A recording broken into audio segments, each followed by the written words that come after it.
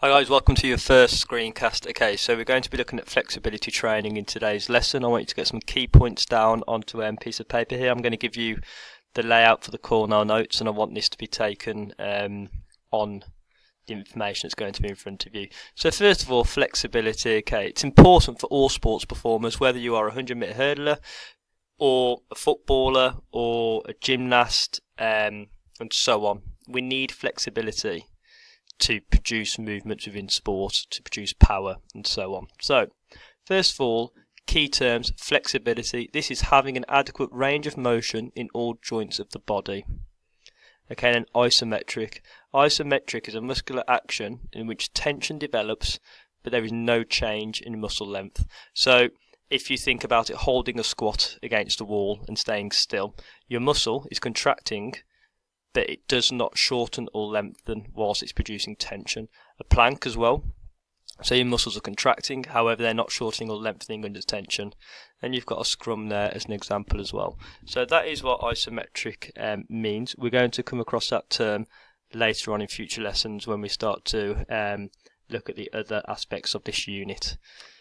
So flexibility. Now, people have different levels of flexibility. Some people have large range of motion, other people have limited range of motion. A way we test this is through the sit and reach test, and this is exactly what this lady is doing here, and we're going to do it in today's lesson at some point. Okay, so we're going to test each other's flexibility to see who is the most flexible and to see who's the least flexible within the class.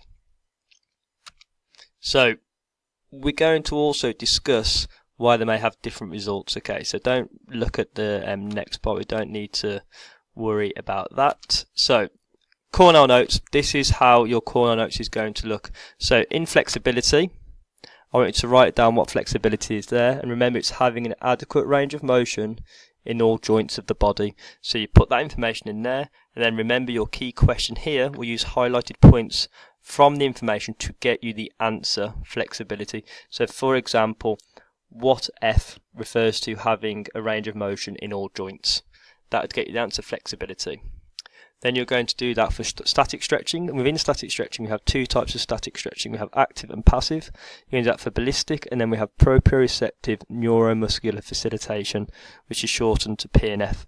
We are going to go through this on the screencast, but then we're going to do it practically as well in class. So once again, they're the three methods of flexibility. So we need to be aware, and you need to make sure that you know that there are three methods of flexibility. Okay, there are three ways to develop our flexibility. There are three different types of flexibility, and these are static, ballistic, and proprioceptive. So first of all, for static stretching, this is stretching a muscle to its limit and holding the stretch for about 10 to 20 seconds. So within static stretching, we have two types. We have active stretching. Stretches performed by the sports performer on their own. The performer applies force to the stretch and lengthens the muscle. So for example, this is an active static stretch. So it's static in terms of there is no movement. She's not bouncing or bobbing.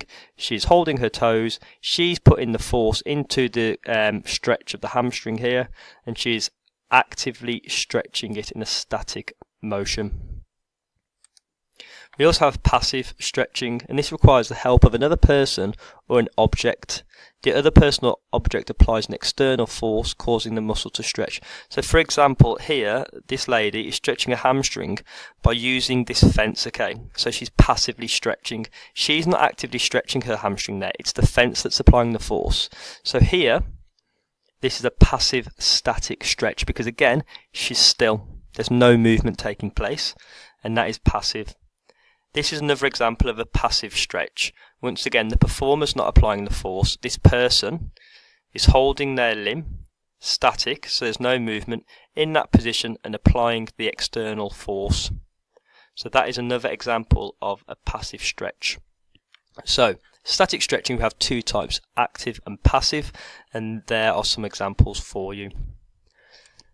Okay, ballistic stretching. Now, ballistic requires jerky movements, usually in the form of bouncing or bobbing. So think ballistic, think bouncing, bobbing, BBB, ballistic, bouncing, bobbing, through the full range of motion. So these are sport-specific movements used by individuals who already have high levels of flexibility. They are not recommended for those that have low flexibility. as they are greater risk of injury. Make sure you highlight injury, high levels and sport-specific movements. So for example, ballistic stretching happens before a football game, and there'll be high knees at a fast pace, bouncing and bobbing motion. You do hamstring kicks, bouncing, bobbing motion, sport-specific movements. Hamstring kicks, you could argue, are similar to kicking a football. And as I said, this is not recommended for those who have low flexibility. So ballistic stretching, sport-specific, bouncing, bobbing movements, high levels, great risk of injury if you have low flexibility. This video we will watch during lesson, so you have information there. If you actually want to pause this now and watch that, you can type that into Google, that's absolutely fine, and watch that video. So here this one would have been doing a lunge, okay, and a lunge you're producing a jerky movement, which is in the form of bouncing and bobbing. Sport specific to a tackle in football or in hockey. If you're getting low and you're making a tackle in hockey. There's a hamstring kick, okay. So this is a typical question you may get. Assess the use of ballistic stretching in a training program to improve flexibility. It's worth 2 marks. So first of all, you're best off describing what ballistic stretching is. Ballistic stretching involves bouncing, jerky stretches which can result in muscle strains and injury. Okay, that gets you 1 mark. The reason it can result in muscle strain or injury is if you have low flexibility and not experienced. As a result, this method of stretching is usually just used for individuals who already have high levels of flexibility. This method of training is not recommended in a training program for people who are not very flexible, as they have greater chance of injuring themselves. So for this answer here, all the information is actually just on the previous page. That's the type of question you're going to get within your exam. So assess the use of ballistic stretching in a training program to improve flexibility. Where it's to do with bouncy, jerky movements. It does increase the risk of injury if you are not flexible itself, and it's not recommended for people who aren't flexible, as it's going to increase the injury risk. Okay, proprioceptive neuromuscular facilitation, also known as PNF. This is why we needed to know the term isometric contraction. Okay, so this is an advanced form of passive stretching. Remember, passive means that the person themselves are not actively applying the force. It would be a wall, a fence, or a person. When it comes to PNF, it's usually a person, but it doesn't have to be. So this requires the use of a person to perform isometric contractions against a resistance. This prevents the stretch reflex from happening in the muscle, which increases flexibility at a faster rate than other methods. We'll be going through this in lesson. We'll be giving examples in lesson. We'll be going through it thoroughly so you understand it. There's 3 phases to proprioceptive neuromuscular facilitation. We stretch the muscle to its end of range of movement. With the help of a partner, contract the muscle isometrically for 6 to 10 seconds. Then we relax the muscle. Then with the help of your partner, perform a static passive stretch, enabling an even greater stretch to be achieved.